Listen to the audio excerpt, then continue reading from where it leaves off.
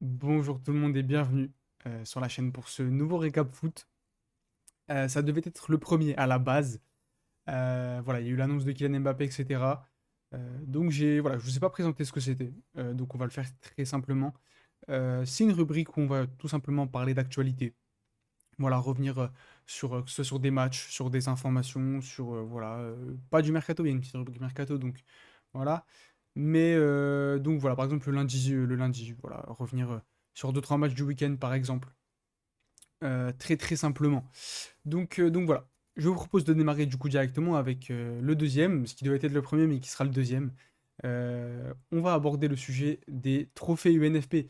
Voilà, ils seront décernés du coup ce lundi 13 mai. Là, je tourne le samedi, mais voilà, normalement, le dimanche soir, enfin, les matchs du dimanche soir ne devraient pas changer grand-chose là-dessus. Donc voilà, qui va succéder à Kylian Mbappé, Franck Hez, Nuno Mendes et Brice Samba? Moi, j'ai choisi de prendre ça sous l'angle qui, moi, j'aurais mis. Voilà, même si on a des petites idées un petit peu de qui vont être les lauréats, moi, voilà, je prends plutôt l'angle de qui, moi, j'aurais mis. Donc voilà, je vous propose de démarrer directement avec le meilleur joueur. Sans grande surprise, je le donne à Kylian Mbappé. Je pense que ça sera lui aussi parce que, que ce soit au niveau statistique, déjà, il n'y a pas grand débat. Voilà, 26 buts, ça va être sûrement le meilleur buteur. Il devrait jouer les deux derniers matchs, donc ça devrait le faire. Il est cinquième meilleur passeur aussi. C'est le joueur qui a le plus de contributions décisives en Ligue 1. Voilà, assez loin devant Aubameyang d'ailleurs. Donc voilà, pareil, le plus de buts par 90 minutes. Enfin, voilà, c'est juste fou. Il devrait normalement, si les meilleurs buteurs battre le record de titres de meilleur buteur consécutif. Voilà, ça devrait être le sixième. Donc ça, voilà, il n'y a pas grand débat sur sa saison. Et en plus de ça, vu qu'il a annoncé son départ, je pense qu'en plus, la Ligue voilà, va lui donner en plus. Voilà. Ça rajoute un petit peu ce côté-là. Même si de toute façon, je pense qu'il n'y avait pas grand débat. Peut-être, voilà, si on prend l'influence du joueur sur l'équipe, type par exemple Aubameyang, sans faire le chauvin, à mon avis, Aubameyang a plus d'influence sur l'Olympique de Marseille que Mbappé sur le Paris Saint-Germain. Je m'explique. Le Paris Saint-Germain gagnerait la Ligue 1 sans Mbappé, je pense en tout cas. L'Olympique de Marseille ferait une saison encore plus catastrophique si Aubameyang n'était pas là. Parce que si on prend le deuxième meilleur buteur de l'Olympique de Marseille, je pense que on n'est pas très haut. Donc voilà, ça, c'est mon avis après. Je peux entendre d'autres avis. Mais voilà, pour mon meilleur joueur. Et bon, bah, voilà, je pense qu'il n'y aura pas trop de surprises sur ça lundi soir. Le meilleur espoir, moi j'ai choisi de nommer Lenny Yoro. Parce qu'à mon sens, il y en a vraiment deux qui se dégagent parmi les nominés. C'est lui et Zaïre Emery. Et voilà, tout simplement, à mon sens, Zaïre Emery a été moins régulier. Là, il traverse une période de moins bien. Lenny Yoro, ça n'a pas toujours été parfait non plus, hein, attention. Mais à mon sens, c'est un peu plus régulier. Il y a eu quelques erreurs en cours de match, ce genre de choses, mais à mon sens, voilà, c'est plus régulier sur la saison, dans un effectif qui est quand même plus. C'est plus facile de jouer à côté de Marquinhos que Alexandro, voilà, avec tout respect. Maintenant, voilà, ce que fait Zaïre Emery, c'est exceptionnel à son âge, il n'y a pas de souci. Maintenant, c'est beaucoup plus neutre depuis quelques mois, depuis quelques semaines. Donc voilà, par rapport à Lenny Euro, il y a eu, oui, des moments moins bien, mais au final, j'ai l'impression beaucoup moins, et beaucoup moins long aussi. Voilà, enfin, surtout beaucoup moins long, parce que Zaire Emery n'a pas eu beaucoup de moments de moins bien, mais il commence à être long, là, celui-là. Donc voilà, Euro a eu pour moi des moments. C'était très court, en fait, ces périodes où c'était un peu bancal. Donc voilà, pour moi, c'est assez logique. Voilà, en plus, c'est un défenseur que j'aime bien. Très bon dans le duel aérien, dans le duel au sol aussi, c'est pas mal. Assez agressif. Dans la relance, qui est très intéressant. Il n'hésite pas à prendre des risques aussi. Donc voilà, j'aime bien. Et pour moi, ça devrait être lui le meilleur espoir. Même si je pense qu'il sera donné à Zaïre Emery. Parce qu'il a quand même plus crevé l'écran. Voilà, parce qu'on ne l'attendait pas du tout. Et c'est un poste aussi où, voilà, au milieu de terrain, quand tu prends des risques, quand tu remontes le ballon, etc., forcément, tu es tout de suite vu, t'es tout de suite remarqué. Alors que je pense que le poste de défenseur central, tu as beaucoup plus de travail dans l'ombre, en fait. Et voilà. Bon, je pense qu'il sera donné à Zaïre Emery, mais pour moi, c'est Yoro qui le mériterait. Donc voilà, pour le meilleur espoir. Le meilleur gardien. Alors très honnêtement, Au début, je ne le mettais pas du tout. Je ne mettais pas du tout Gianluigi Donnarumma. Voilà. Euh, voilà, je pense qu'il y a débat aussi parce que, par exemple, Bulka est le gardien avec le plus de clean sheet. Maintenant, ça n'a pas forcément toujours conduit à des victoires. Voilà, je pense que mes supporters de Nice, là, voilà, ça a parfois été compliqué. Maintenant, quand j'ai fait mes petites recherches, voilà, j'ai approfondi un peu le sujet. Donnarumma, c'est quand même 82% d'arrêt, pardon.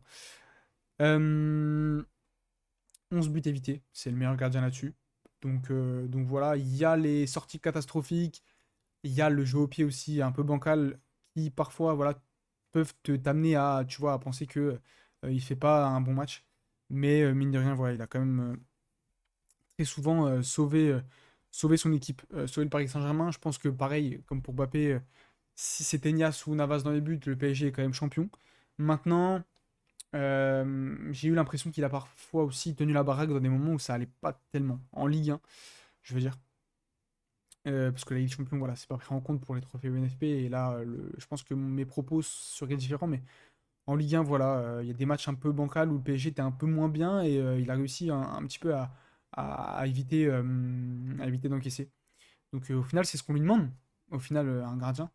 Voilà, il y a maintenant dans le côté très moderne de la chose une volonté d'avoir des gardiens qui jouent bien au pied, mais à la base des bases, normalement, voilà, faut être bon sur ta ligne. Et Donnarumma a été bon sur sa ligne cette saison, il faut le dire. Et voilà, bah, de toute façon, la stat, voilà, but évité 11 pour Donnarumma. Voilà, j'ai envie de vous dire, Brice Samba est juste derrière à 8, enfin 8,3. Je sais pas comment les virgules sont faites. Mais, euh, mais voilà, il y a quand même un petit écart. Et voilà, pour moi, c'est assez logique, même si je suis enclin vraiment au débat. Je pense qu'on peut mettre Boulka aussi. Chevalier, c'est peut-être encore un petit peu jeune, c'est un petit peu à polir encore, Chevalier. Samba, je peux l'entendre aussi, même si c'est moins bien que la saison dernière. Maintenant, voilà. Pour moi, c'est Donnarumma. Et voilà, n'hésitez pas après en commentaire, hein, si bien sûr vous avez une opinion différente, c'est toute la richesse de la chose. Le meilleur entraîneur pour finir. Voilà, j'ai voulu nommer Eric Roy parce qu'il faut récompenser cette bonne saison brestoise. Même si, on l'a dit pas mal de fois, elle est aussi permise par des équipes qui ne sont pas au niveau. Voilà, les équipes qui sont censées jouer top 4 qui ne sont pas au niveau, c'est clair. Il n'y a pas de souci là-dessus. Maintenant, Brest est là. Brest travaille bien et Brest est là assez logiquement. Enfin, profite de tout ça en fait. Et voilà, moi j'ai envie de récompenser a fortiori Eric Roy parce que quand tu regardes Brest jouer, déjà tu te régales.